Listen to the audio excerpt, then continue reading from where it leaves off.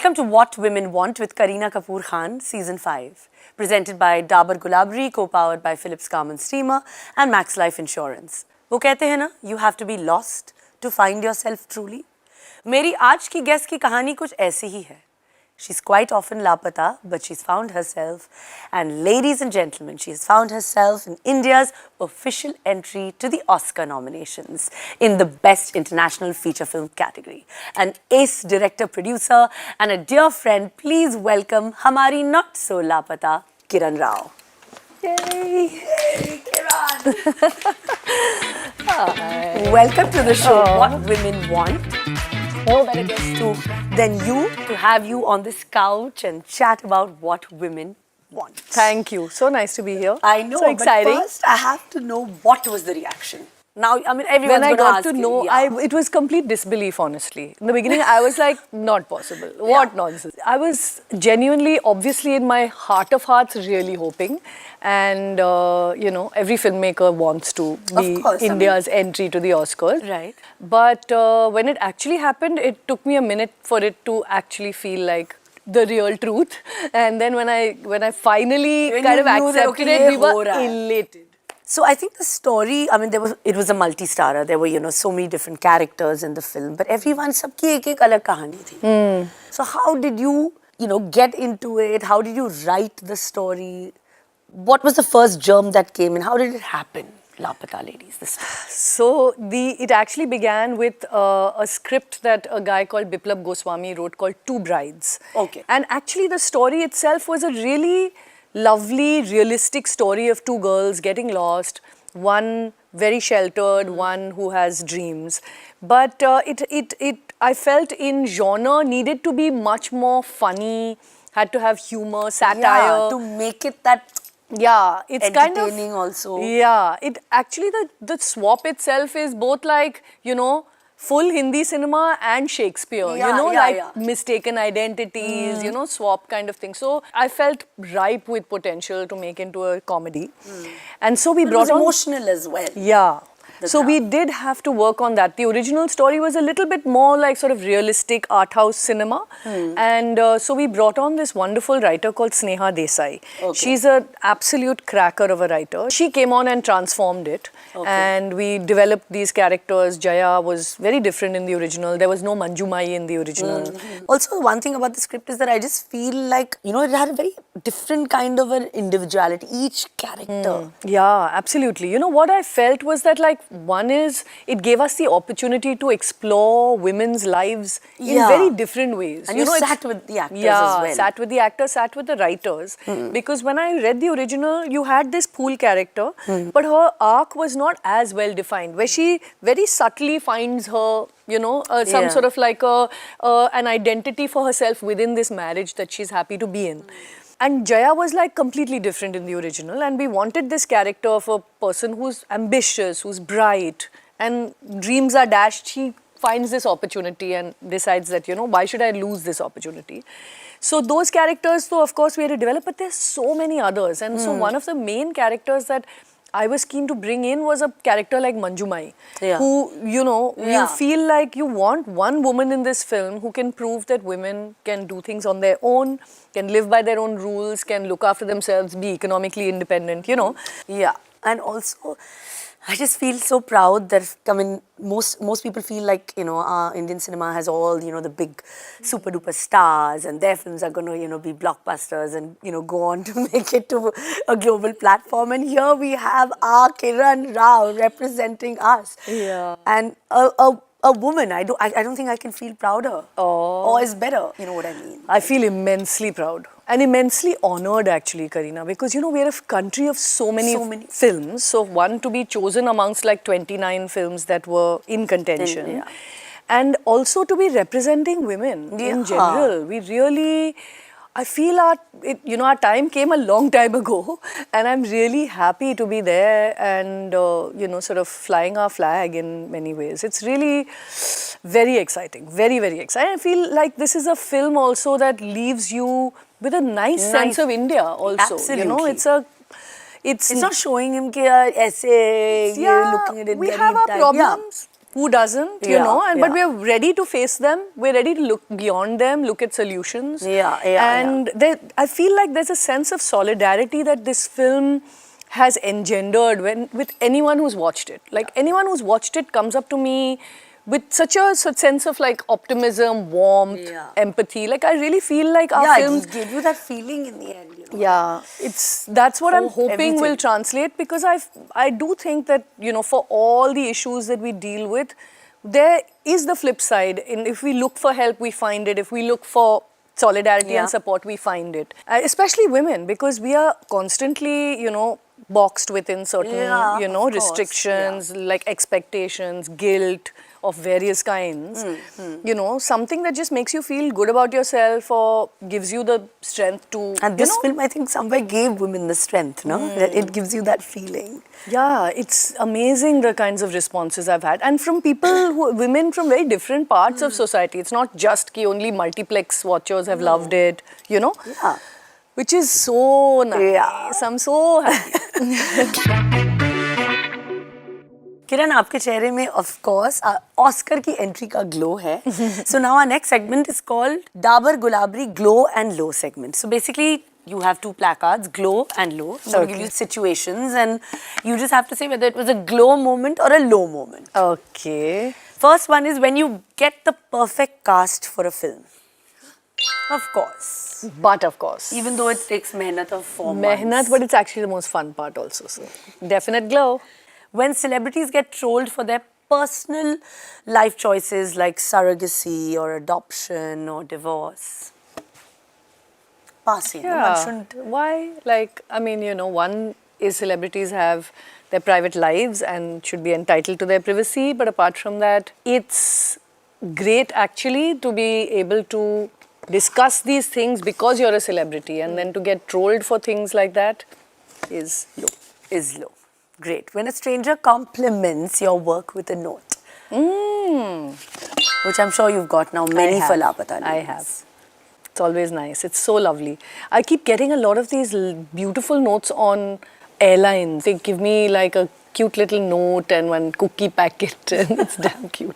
Love it. So sweet. Very so I think nice. it just makes you feel like happy that your work is being appreciated. Special. Everyone loves it. They're watching it.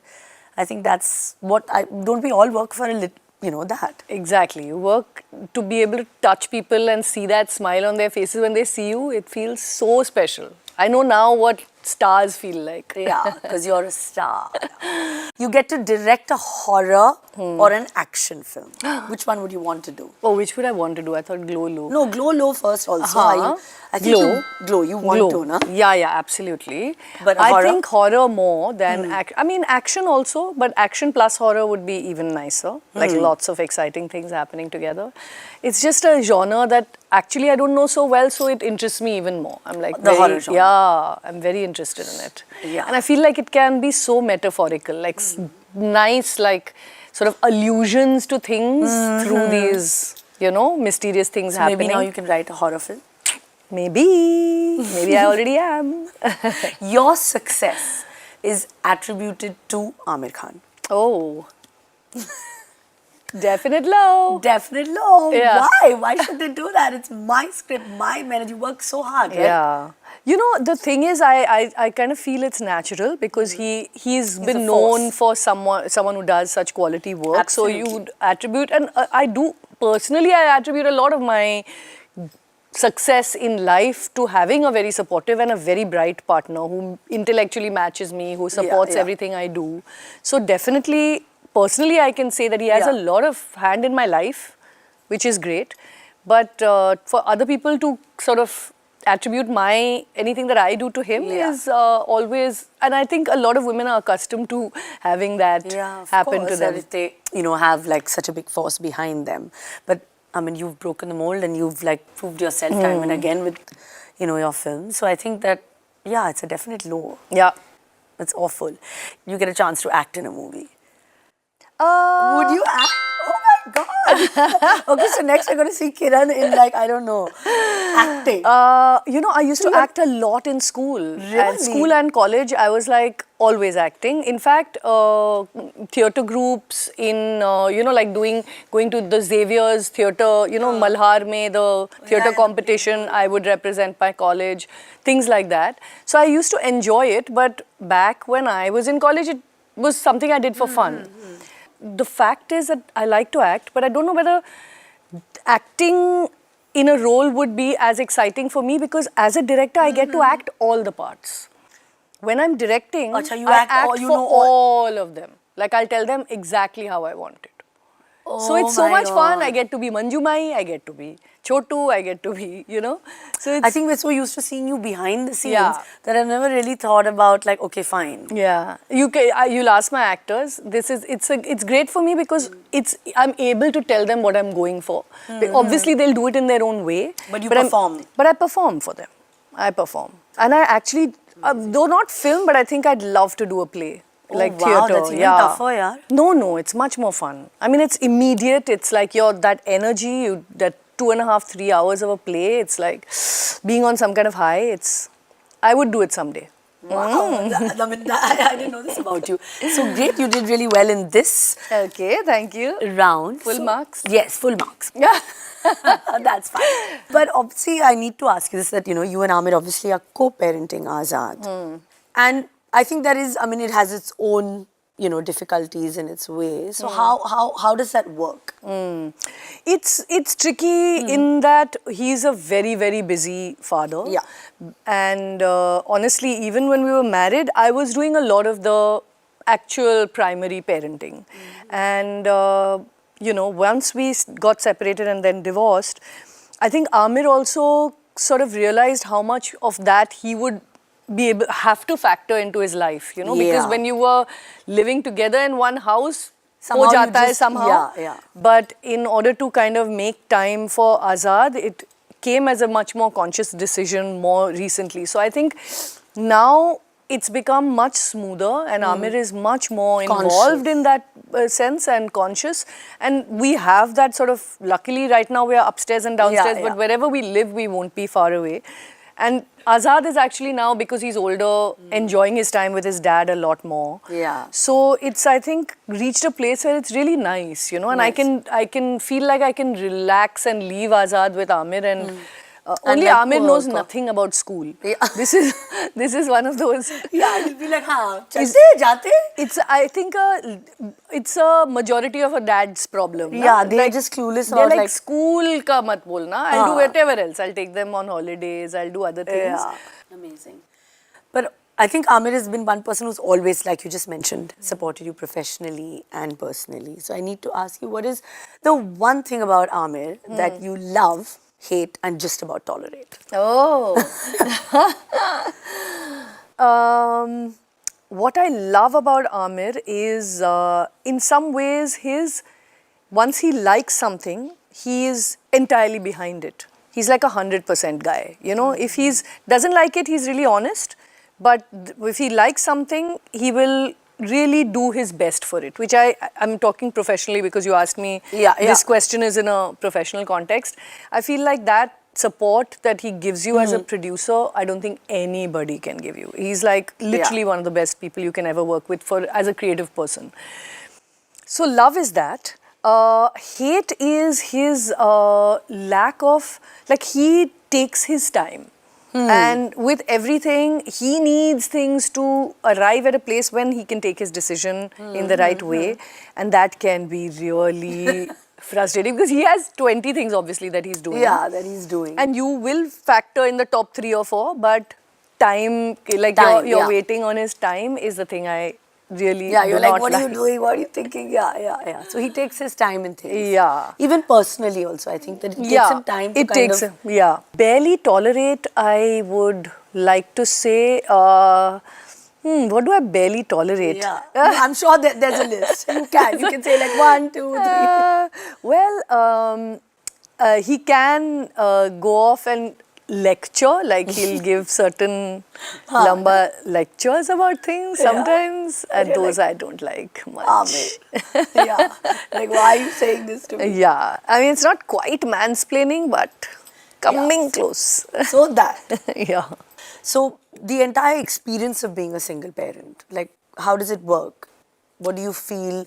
One good thing, one bad thing about it, maybe. You know, I have had, touchwood, really only good days. In the sense that Azad, I feel, is a really good kid. And because it's been just him and me in some ways, like because I'm a single mum for so long, we know each other quite well. The great thing about being a single mum is this connection that you can build with your kid. And really, we are each other's, you know, in some way support system. He really, when I'm low, there's nothing more I want than to just hang out with him.